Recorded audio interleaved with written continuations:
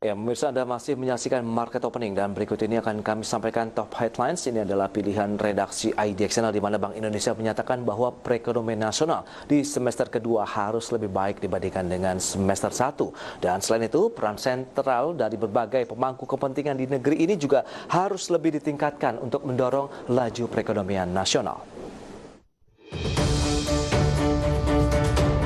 Pandemi virus corona atau COVID-19 yang telah menjangkit dunia membuat banyak negara baik ekonomi maju maupun berkembang mengalami tekanan terdalam sepanjang sejarah.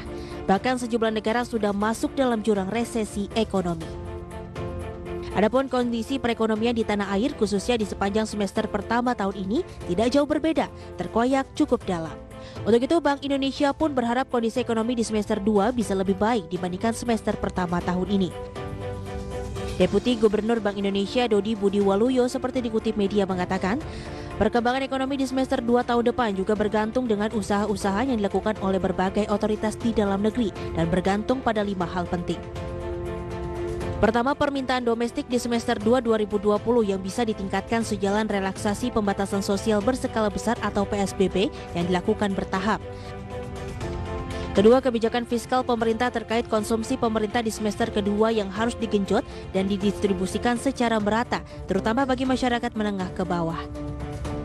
Ketiga, kebijakan Bank Indonesia yang harus akomodatif, sehingga bisa membantu kebijakan fiskal dalam meningkatkan aktivitas perekonomian. Kemudian, kelanjutan kebijakan restrukturisasi kredit bagi UMKM, terutama dalam penguatan kemampuan membayar usaha-usaha kecil. Dan yang kelima, tingkatkan proses digitalisasi termasuk bagaimana meningkatkan pemanfaatan media digital dalam memberi dukungan positif pada ekonomi. Meski demikian, Bank Indonesia menegaskan sejauh ini sudah mulai terlihat sejumlah indikator ekonomi bergerak positif di awal semester 2 2020 sehingga diharapkan bisa menjadi angin segar terhadap perekonomian Indonesia. Berbagai sumber, IDXNL.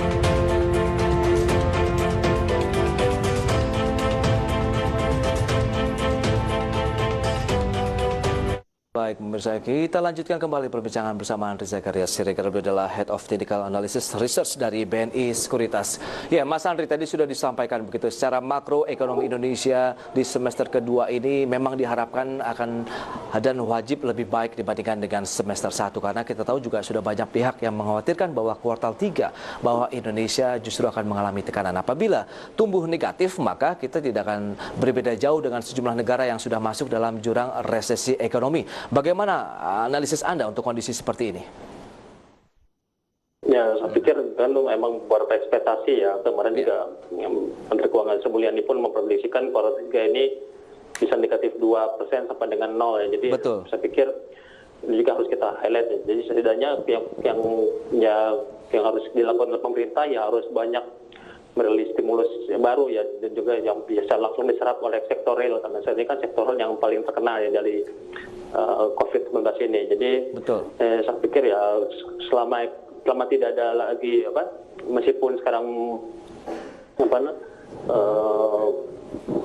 positif COVID-19 semakin meningkat, tapi setidaknya masih dalam tahap wajar ya, kenaikannya tidak terlalu signifikan ya. Saya pikir juga ekonomi juga akan bangkit lagi ya, meskipun pelan-pelan, tapi saya pikir memang kalau dari ekonom BNI Sekuritas sendiri memang kita prediksinya mungkin akhir tahun ya, kuartal 4 ya, baru ekonomi Indonesia ini sedikit membaik dibandingkan kuartal 3 ini.